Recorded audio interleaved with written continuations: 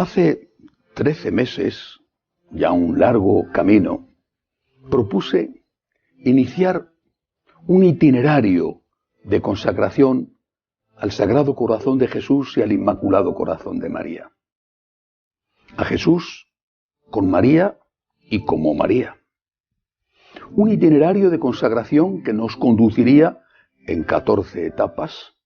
Esta es ya la 14ª, llevamos 13 meses y nos falta uno, para llegar el día 8 de diciembre, la solemnidad de la Inmaculada Concepción de la Virgen María, a realizar nuestra consagración.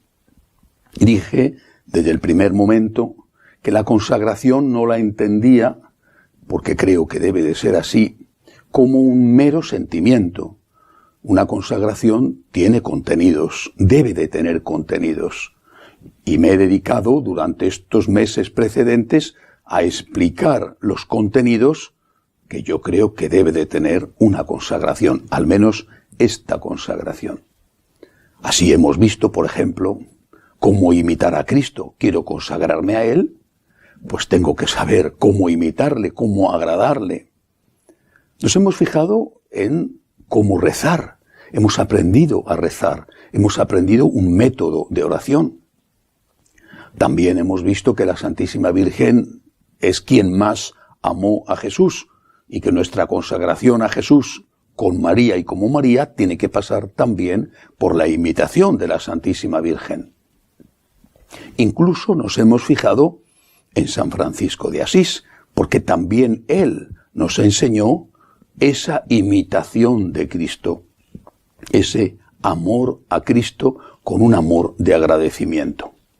Han sido 13 meses intensos. La última etapa, la anterior, me referí ya a un contenido más concreto de la consagración, lo que llamamos en los franciscanos de María las promesas.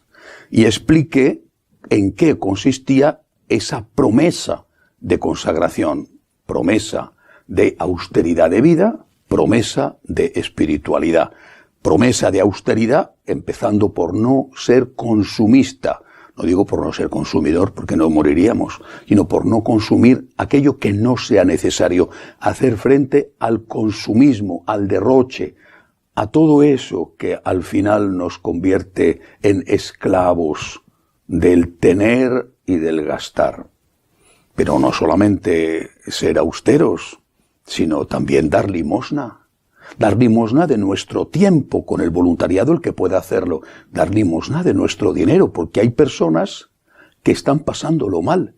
Y si yo no soy un consumista y ahorro, no es para tener más, sino para que tengan algo los que no tienen. Y hablé también de la importancia del cumplimiento de la propia obligación profesional. Porque cumplir esa obligación es una forma extraordinaria de servicio. No tienes por qué ser la mejor ama de casa del mundo, la mejor cocinera del mundo, el mejor músico del mundo, el mejor médico del mundo. No. Tienes que ser lo mejor que tú puedas ser. La mejor ama de casa que tú puedas ser, aunque haya una vecina que cocine mejor que tú. Tú haz lo mejor que tú puedas hacer. En eso tienes que esforzarte para servir, para poner tus dones al servicio de los demás a través de esa vocación, de ese trabajo que la vida y Dios a través de las circunstancias te han elegido. Primera promesa, promesa de austeridad. Segunda promesa, la promesa de espiritualidad. Es decir, todo lo que yo hago, la limosna, el servicio a los pobres, la austeridad de vida, todo eso requiere una raíz, requiere una relación con Dios. Y tengo que tomármelo como algo serio, no como una cosa que hago un día, otro día no. Me apetece, no me apetece, sino como algo que me he comprometido a hacer, aunque naturalmente, como enseña la Iglesia siempre, lo que no se puede hacer, no se puede hacer, y Dios no nos culpa por ello. Tengo que ir a misa el domingo, pero si estoy enfermo no puedo ir a misa y no cometemos ningún pecado. Pero tengo que tener unos propósitos y unos objetivos. Y en esta promesa de espiritualidad entra, por ejemplo, la oración diaria. ¿Quién te la puede impedir? ¿Quién te puede impedir hacer al menos 15 minutos de oración todos los días. Entra también la misa diaria. Dice, bueno, los horarios de las misas son muy complicados. Bueno, es verdad, y muchas veces los laicos no pueden ir a misa diaria, pero pueden verla por la televisión, por ejemplo. Algunos ni siquiera podrán verla por la televisión porque no tienen internet. Bueno, pues entonces, naturalmente están exentos del cumplimiento de esta parte de la promesa. Otro aspecto de esta promesa de espiritualidad es el rezo del rosario diario. ¿Quién te lo puede impedir? Cuando vas en el automóvil, o en la iglesia, o en un rincón de tu casa, o dando un paseo, únete al Señor con la oración y a la Virgen con el rosario. Y el último aspecto de esta promesa, como lo decía el mes pasado, es la confesión. Hoy es muy difícil encontrar confesores, muy difícil. Bueno, pero hay que intentarlo, al menos cuando haya un confesor disponible, al menos una vez al mes y, por supuesto, si se ha cometido un pecado grave, lo antes posible. Esas son las dos promesas que van a mostrar una especie de esquema, de síntesis de toda la espiritualidad que ha intentado transmitir. Bueno, pero estas dos promesas se hacen en una familia concreta, lo dije también desde el principio. Es una consagración a los Sagrados Corazones dentro de los franciscanos de María. Por supuesto que uno puede consagrarse a los Sagrados Corazones, incluso hacer esas promesas sin ninguna relación con los franciscanos de María, faltaría más. Pero lo que he venido ofreciendo, a lo que invito, es que esa consagración lleve consigo la pertenencia a una familia espiritual. No podemos estar solos. La soledad nos mata, nos hace muy débiles. Algunos tienen como ideal la soledad. Bueno, serán ermitaños, porque incluso los monjes o monjas de clausura viven en comunidad. Y algunos dicen, a mí me basta con pertenecer a la iglesia. Por supuesto que tienen derecho a ello. Pero en los tiempos que vivimos es tan difícil educar a los hijos, por ejemplo, transmitir la fe, resistir en un mundo que nos acosa, en un mundo que se burla de nosotros, incluso en un mundo que en algunos aspectos ya hasta nos persigue. Es el hermano unido a su hermano el que constituye invencible fortaleza. Es el Señor el que está en medio de nosotros cuando estamos unidos en su nombre y nos amamos con amor recíproco.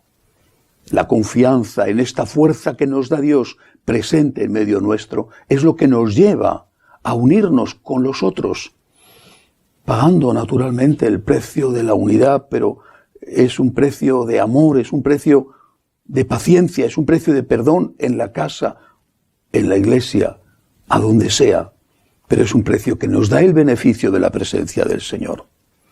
Por eso esta consagración, insisto, para el que quiera hacerla así, implica que los que la hacen formarán parte de los franciscanos de María como laicos consagrados. Necesitaré, lógicamente, saber quiénes son. Necesitaré saber quiénes son para que la Iglesia también pueda saber quién pertenece a esta familia espiritual.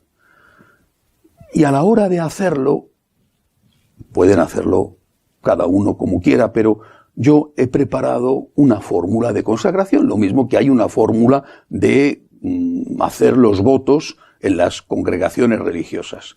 Una fórmula de consagración que exprese nuestro deseo y nuestra intención, no que sea por sí misma válida y suficiente, sino que expresa lo que hay en nuestro corazón. La voy a leer y después aparecerá para que tenga cada uno tiempo a copiarla para después poder hacerla.